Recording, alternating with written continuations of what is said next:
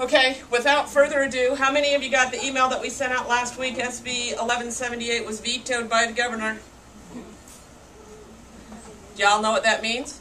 No. Good, because we have the guy that's going to explain it to you. Y'all remember John Mansour? Yes. Big round of applause. John just had his second baby. He's a new dad, again. I'm working on like 2 hours sleep, so if it's incoherent, sorry about that. One of the things that people wanted more of is how to kind of demystify what's going on right now in the market. Loans and how loans operate, what loans are. Try to help you guys a little bit with negotiating your short sales. I mean, it's predominantly a short sale environment right now, and short sales will stick around for a while.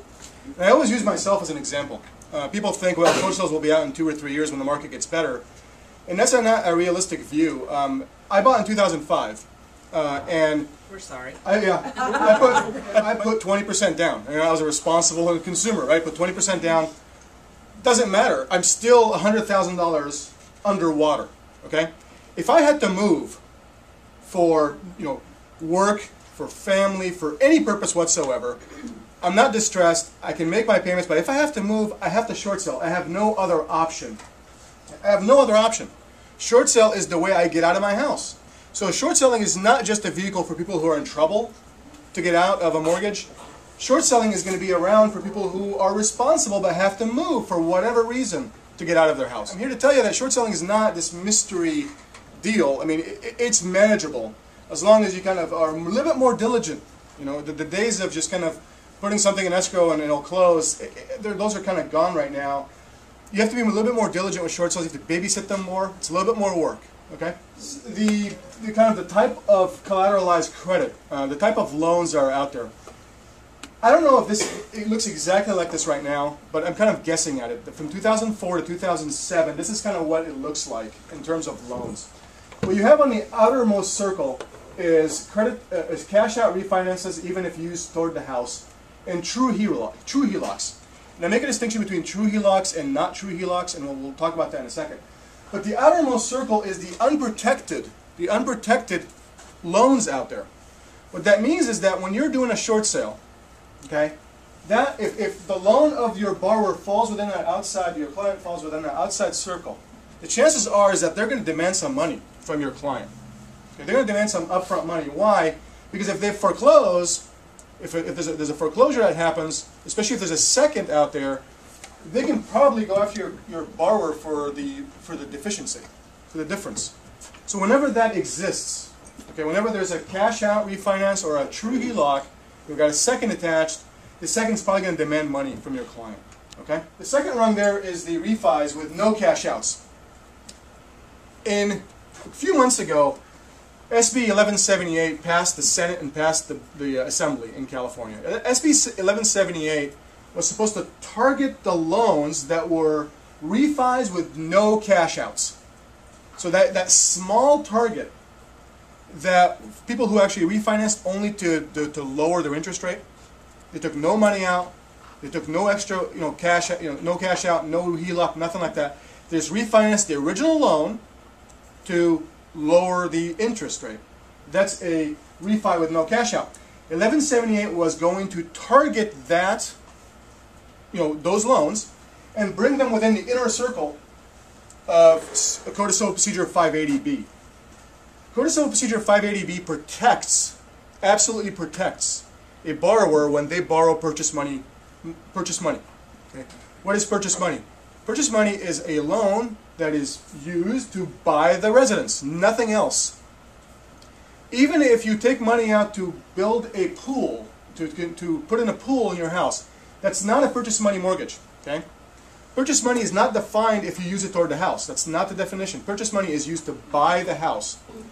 What happened between 2004 and 2007 is a lot of seconds came along, 80-20s, 90-10-10s, with the term HELOC attached to them. How many of you have seen that on loan documents? Mm-hmm. There's a HELOC thing, right? And it's not a true HELOC. A HELOC, a home equity line of credit, is something that a borrower takes out to use for other purposes. Okay? These HELOCs are seconds. Those are still purchase money mortgages. Okay? Why is that important? Well, what was going to happen with 1178 was 1178, if it passed, if the governor had signed it, was going to take these refis with no cash outs and put them right in the bullseye right there, meaning that it's going to protect them.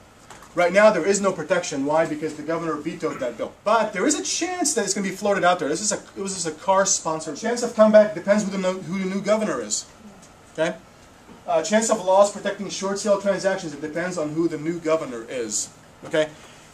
Politics plays a big role in how these laws change. Okay. What 1178 proposed was that it was going to make a change to 580B, which is on the books. And the change was it was going to expand it to cover their refis with no cash outs. It didn't happen. Could it see a comeback? Absolutely. Especially if the right type of governor comes in. I don't know what the right type of governor is. I don't know, if it's better for a Democrat or a Republican. But what I'm saying is, if the political environment is such that it fosters that kind of bill to be floated out again, it will. Carr's position when they floated the bill out, because remember, it's a foreclosure protection. It's not a short sale protection. It protects people from foreclosure. So a lot of agents like yourselves emailed Carr, and by the way, I'm a member also. I have a broker's license.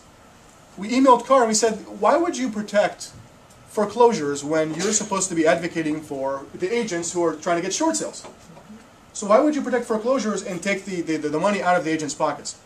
Their position was, well, if we can take the negotiating power out of the seconds, meaning that the seconds can't say, well, if we foreclose, we're going to get the money because this is an unsecured debt, and this is a recourse loan. If we can take that negotiating power out of their hands, perhaps they'll be willing to get more short sales through. Okay, that was their position. So they were kind of using foreclosure law to try to help short sales. That's their position officially. Okay, whether ultimately that would have worked or not, we don't know. But one thing that agents are doing in using foreclosure law, by understanding what foreclosure law is and negotiating with the negotiators. By the way, they're called negotiators for a reason, right? Yeah. These people are called negotiators because they're trying to get the maximum out of you, out of your client. Okay. They're not called negotiators so you can roll over and to give them everything they want. They expect negotiations. Believe me, if you're not the one negotiating with them, everybody else is. So don't be afraid to negotiate with these people. Okay. As long as you let your client know, here's what we're going to do. Here's how we're going to proceed. Your client says, go ahead and do it. You have that, in confirmation in writing for your file. Say, fine, this is what I'm going to do with the negotiator. It may turn sour on us, but guess what? If I don't do this, we may not get the short sale through at all. You may have to go through foreclosure. Most of the time, your client will say, well, try the next step. Let's see if we can get the short sale through. Okay, but document that. You want to make sure that your client is on board and you have that documented in your file. But